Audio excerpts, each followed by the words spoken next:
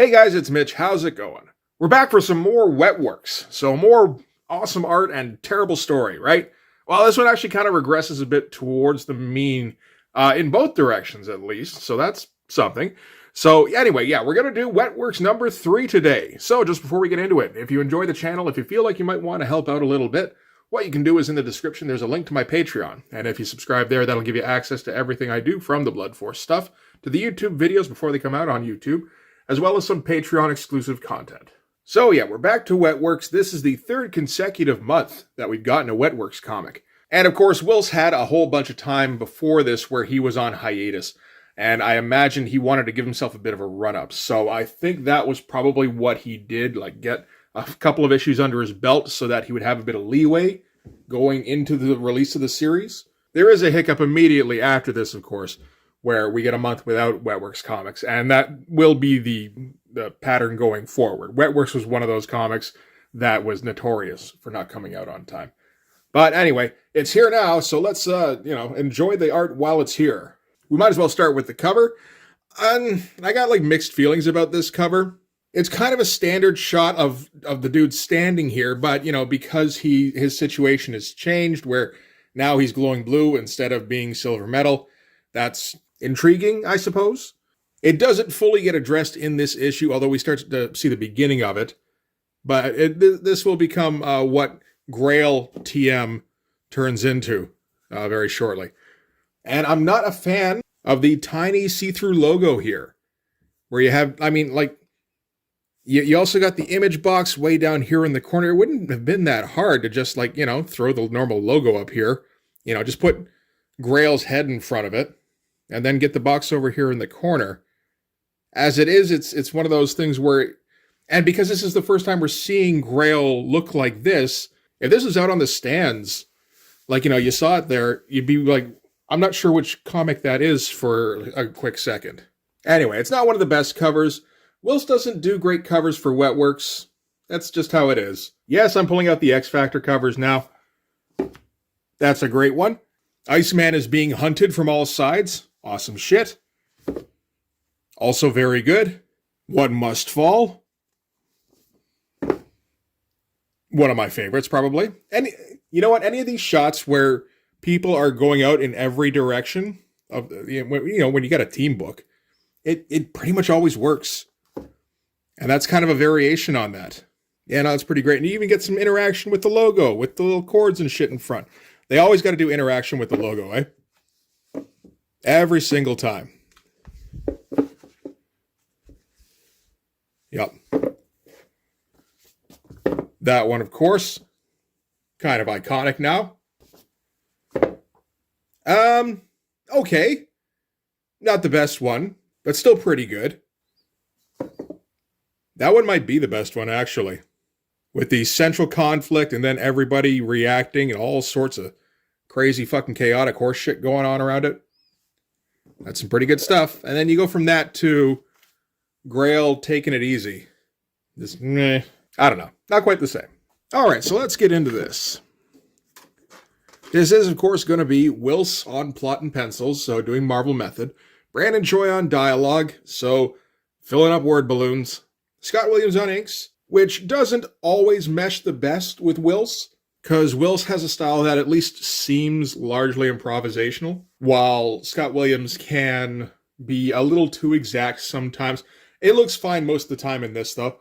Probably the best stuff we've seen is Whilce being inked by Art T-Bear, oddly enough. I mean, Art T-Bear is fine most of the time, I guess, but not anybody special that I've seen, except, when he does Whilce. And Joe Chiodo on colors with Richard Starkings and Comicraft on letters.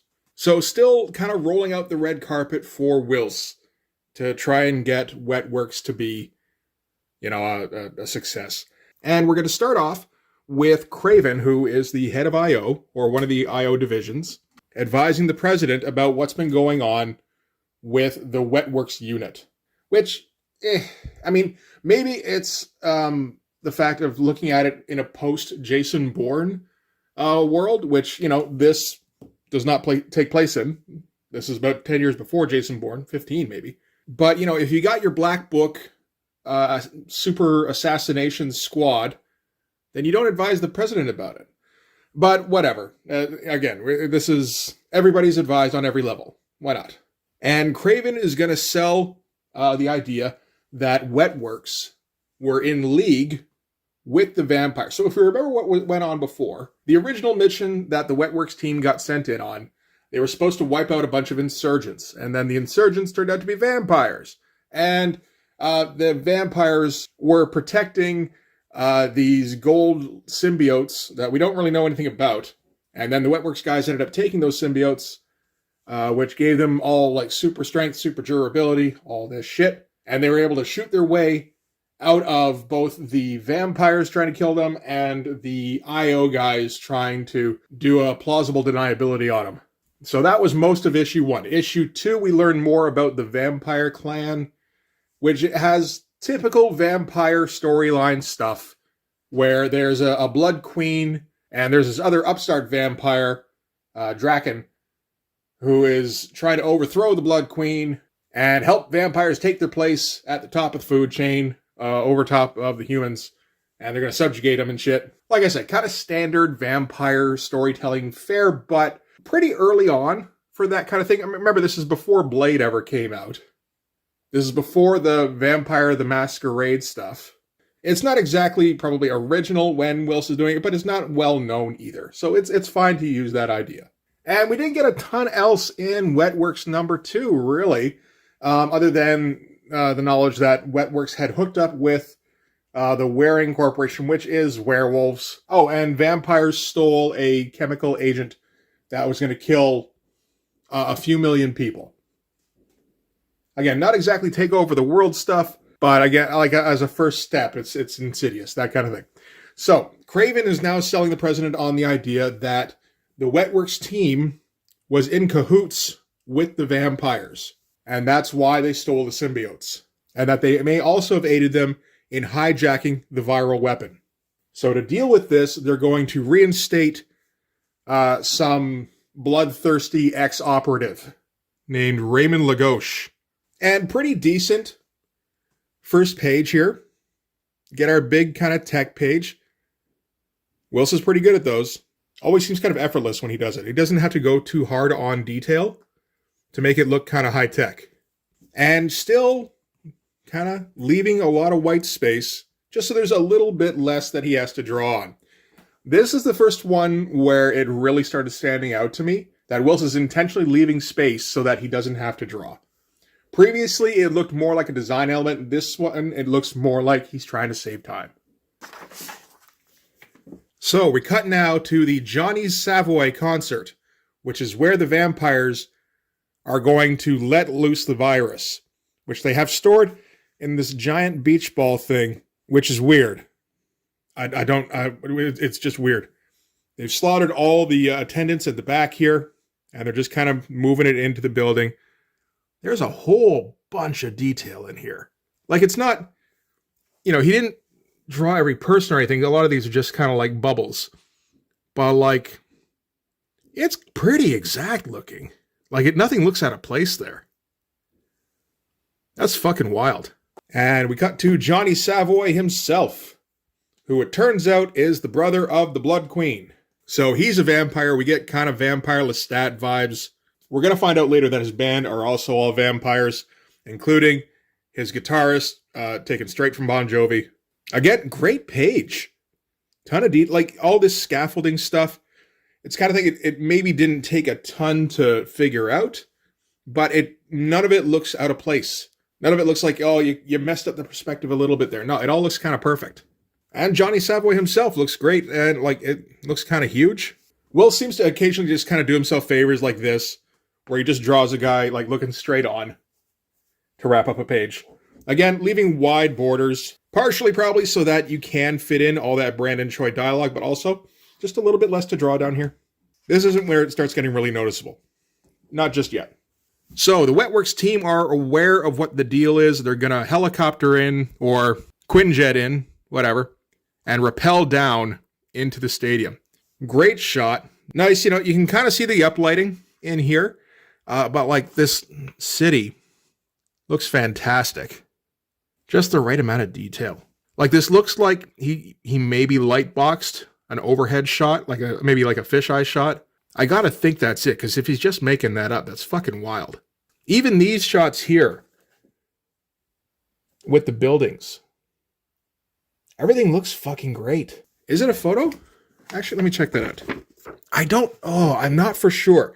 I think maybe this part is a photo, because that looks kind of blurred and not like pen marks. This all, there's very clear hatching on all of this stuff. This one, not as much. I think maybe this bit is a photo, but it's kind of seamless. And we didn't get really any of the Wetworks team in the last issue in action. This issue is going to kind of make up for that. So the vampires are going to set up the beach ball full of the virus right in the middle of the crowd here. One of these goofs in the crowd thinks it may be like a beach ball cam. It's like, yo, dude, get me on the camera. I want to be on the Jumbotron. And the vampire setting up is just going to straight up murder this asshole. At which point, he gets freaking sniped. Although, one of them doesn't get headshot. So is remaining alive for a second. And it turns out this is Pilgrim. I'm starting to get the hang of which one is which. Okay, I think that's Jester, Grail, and potentially Dozer. See, getting there. That one's Dane. I know things. I know Wetworks things. But yeah, I mean, kind of a classic Portasio jagged panel now. All diagonal and stuff. But for that kind of moment, that works perfectly. And again, he's just drawing little people here very well. Loosely, like not a ton of detail, but every person here is delineated. Same over here. There's no stand-ins going on. Like, if you ever catch yourself wondering why Whilce took 2 to 3 months to get a book out sometimes, no, we know why. So yeah, we got Pilgrim up here, and she's kind of beating herself up that she missed the shot. She's a perfectionist, which works for a sniper.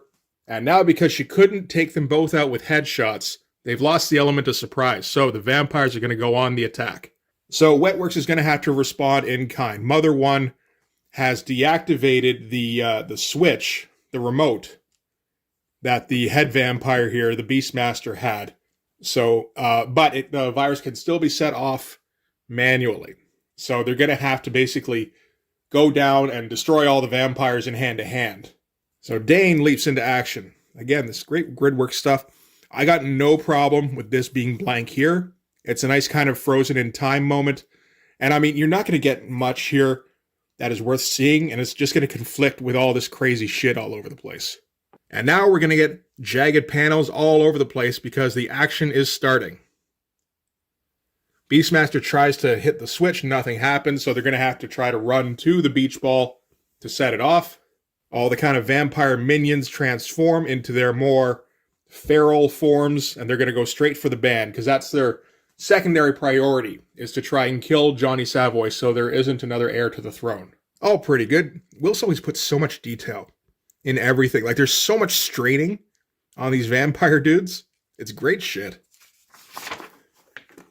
Alright, so the Beastmaster now is going to explain the situation to Johnny Savoy in a panel that doesn't look like it needed a no background, no panel border kind of situation. This is when I'm first starting to notice it, because we're going to get a few of these, usually to start or end a page. And at that point, Dozer comes in and blows away the Beastmaster. I got a little confused the first time I read this. I thought this was maybe Johnny Savoy. It's a great shot. The only problem is that they all kind of look the same. I mean, I know Johnny Savoy has a beard, but I think I just put that down to, well, he kind of forgot for a panel. Who knows? So I think that was more on me than on Whilce. So yeah, Dozer starts wiping out the other vampires. Nice looking shot. A little bit awkward placement maybe, but I think it's fine. Turns around and Johnny Savoy is tearing another one of these vampires to shreds with his giant vampire claws, which kind of fucks with Dozer's head for a second. But Johnny Savoy reassures him that, no, I owe you a debt now. And he's like, yeah, okay, I can live with that, sure. So they're okay with vampires now, or at least Dozer is. No backgrounds on this page. I'm okay with it. We don't need it in this situation. We're going to get the odd one here and there. No, not on this page, though.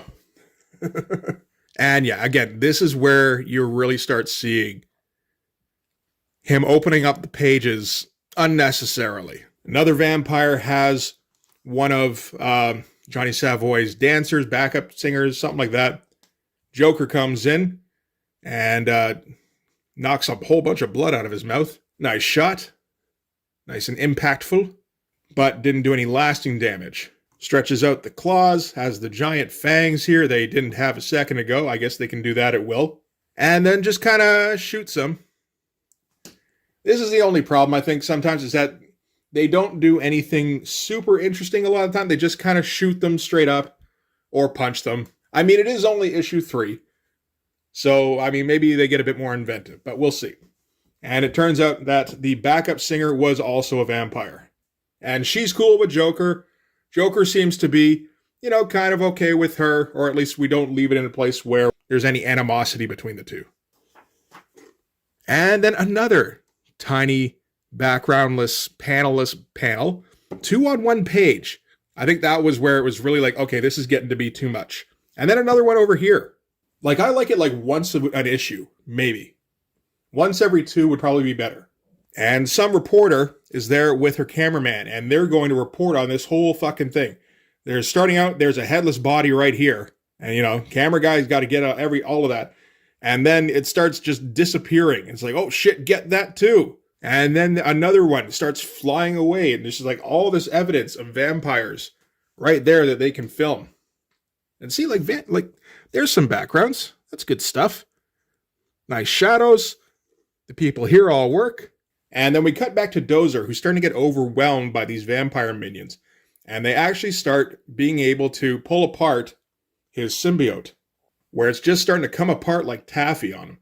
And grabs a hold of him, is about to chomp down on him, except gets that wrist rocket grenade thingy that Dane has on his arm right in his mouth, and a big boom to blow him away. Nice little sequence. I like that. And then they just shoot them some more. And that's fine. But yeah, like 3 of these panels on one spread, way too fucking much. I think this is 4 in this issue? Make it 5, make it 6. Why not? But at this point, we cut to Grail, who's just, again, these are just minions, which is fine for this early in this story. I think I said this back in, Brigade, actually, where this is the proper progression. There was a bit too much drawn out in the first 2 issues. Maybe could have been condensed to 1, except that you got Brandon Choi writing it, so no way that's going to happen. But you start out with your team battling a bunch of no-names, and you figure out your team's powers and the way they communicate and work together, all that kind of shit. And then from there, you put them in a new situation where they have to deal with a more specific, bigger threat. So this is more that first situation of putting your team up against a bunch of no-names, and we're finding out how they work as a team. So one of the vampires sneaks up behind Grail, smacks his mask off, and Grail's deal is that he's super vain, which is why he wears the mask in the first place. Even though he's got like a gold symbiote thing over his face, that's not enough. He needs whatever the fuck this thing is, this Bane mask. So he starts beating on him with his sticks, which start glowing with the blue energy stuff. And this is all right because it's a change of pace. It's not punches or guns. You're going to smack him around with the sticks, electrocute him a little bit. This is a cool shot here with the sticks swinging around, and you get the feeling he's just like twirling them. And he's kind of coming out of it and realizing now that, like, wait, what the shit is even going on? And this is as much as we're going to see of Grail he's like harnessing his chi kind of thing. And that will be where that goes. I mean, it's kind of spoilery, but I didn't put it on the cover. I guess it's not really his chi, he's Spanish. I thought they said the word chi. I haven't read issue 4 or 5 or anything yet. Maybe that's just how I remember it from when I was 14. I don't know. So Crossbones and Flat Top now are stuck by the virus ball. And they're just trying to gun down these vampire minions who keep coming at them in waves. And they quickly run out of ammunition, and the vampires keep coming. And then that shit happens where they're able to get these symbiotes to withdraw from them. And then they just get slaughtered. So that's all right. I mean, get a little bit of stakes in there, I suppose. The only problem is that that's what Crossbones and Flat Top are for. We haven't seen them do anything yet before this. And the team was too big and unwieldy as it was. So it's just kind of like, oh, thank God, they've kind of thinned out some of the chaff here. And Mother One doesn't send in reinforcements because everybody else is engaged, and she wants to take this opportunity to see how the vampires are making the symbiotes disappear. Turns out it's some sort of telepathic power that disrupts their control. And she's figured out that it's being channeled by their Beastmaster. So whatever their local lieutenant is. Reasonably cool shots, but nothing that stands out too much. And I think that's a lot of what we're actually going to get going forward. It feels like Whilce used up all his best shots early on. So at that, the Beastmaster, in a backgroundless, borderless panel, notices Mother One coordinating and sends a bunch of the minions off to take her out. And she replies, I think, by using like a laser grid system that blasts off in every direction. It's not very well realized here, though. Like it splits the vampires. It's pretty evident that's what's going on. It's just very not well done. And of course, she doesn't even turn around for this.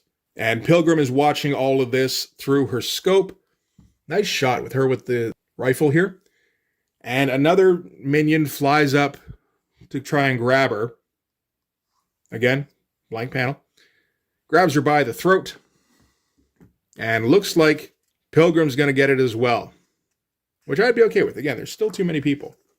And the symbiote starts coming off her face. That's a cool panel. That's nice and complete. At first she thinks it's the Colonel coming to her rescue, but turns out it's another one of the band members who is also a vampire. So they're just like the nicest vampires. Like, they're returning the favor, but every one of them is just a super awesome guy. And another nice little background shot.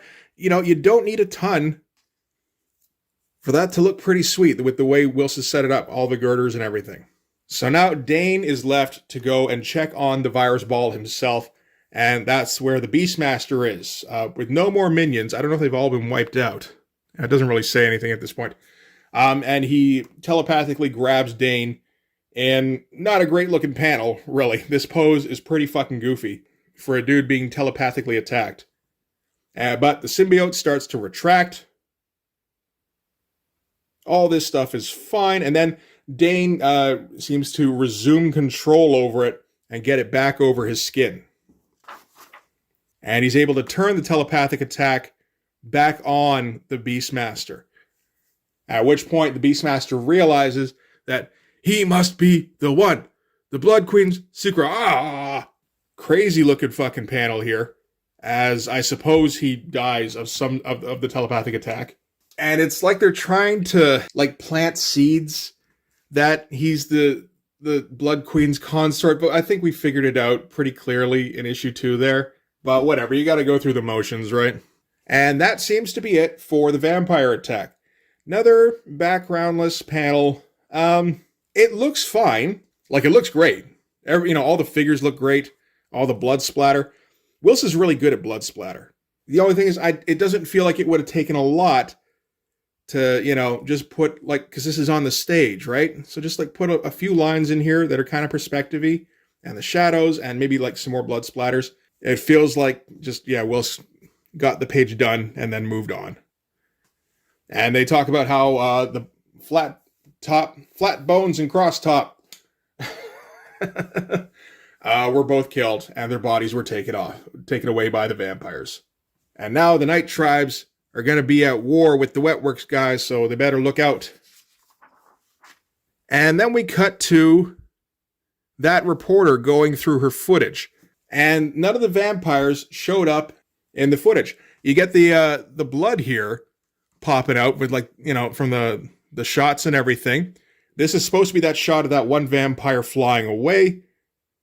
So they didn't actually get anything. And then when they're looking through it, these guys in robes show up to confiscate the videotape. They don't identify themselves. They just say they've got the authority to do this. And then we cut to a shot of somebody yelling at the Wetworks guys and swearing revenge. We find out here that it's Draken. Didn't know it here. So Draken has like security camera footage of the concert that he's watching, and he's swearing revenge on Wetworks. Wetworks is sworn revenge on him, and then Draken is also being bugged by the Blood Queen. And she's like, this is so much fun. I get to play these two sides off of each other, and in the end, it's all going to work out in my favor.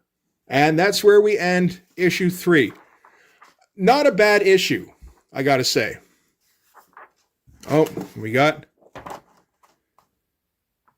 Savage Dragon versus Backlash. I guess by Brett Booth? Probably. Early Brett Booth. And that's about it, unless you want to read some more about the Wildcats cartoon. I bet you don't. And Team 7's coming out with art by Aaron Weisenfeld. He's gotten better since the Homage tour, the Homage Studios Art of book. So yeah, that's a pretty good issue. It did have to be sped up a little bit. I assume that's what the deal is with all of the blank space in the pages. But we got like an actual sequence of events. We got like a conflict that set up future conflicts. I'm not sure that the conflicts to come will be all that interesting. I honestly don't remember. That said, this was a pretty good step in terms of advancing the plot for Wetworks. And, you know, we trimmed down some of the cast on the good guys' side. We fleshed out a little bit some of on the vampire side. Well, not even really. This was more about, just advancing the plot and getting to know our main guys more, which was necessary, because there's a fucking lot of them. And the art hasn't fallen off yet. It feels like Whilce doesn't phone it in. Like, some of them do. Silvestri does. Liefeld, obviously. Larson, I don't know so much if he's phoning it in, or if it's just he has to go so fucking fast to try and get pages out that it looks so super sloppy and simple. McFarlane will phone it in. Jim Lee, not so much, but Jim Lee just, he'll go to whatever his old reliable panel layout and character setup and all that kind of shit is, page design. He won't stray from his norms. He'll just play it safe. Whilce, it seems, will still come up with some crazy shit, and he'll just sit on a page until it's done. He'll take a few shortcuts here and there in terms of all the blank space in the book. There is a lot. But, I mean, you still get plenty of story in there and plenty of great art. It's still a pretty good value proposition. Whether he can keep it up, I can't say. But it's still moving in a good direction. And, I mean, for a book that's scripted by Brandon Choi, that's really something. It's something so much that my voice just got super fucking high. So anyway, that's going to do it for this one. Thanks very much for watching. If you like this video, please hit like, hit subscribe, hit the notifications so you know when the next one's coming out. Go over and subscribe on my Patreon. That'll give you access to everything I do, from the Blood Force stuff, the pages in the finished comics, to the YouTube videos before they get uploaded to YouTube, as well as some Patreon exclusive content. You can also follow me on Instagram and DM me there for commissions. That's going to do it for this one. Thanks again for watching. I'll see you guys in the next one. Bye-bye.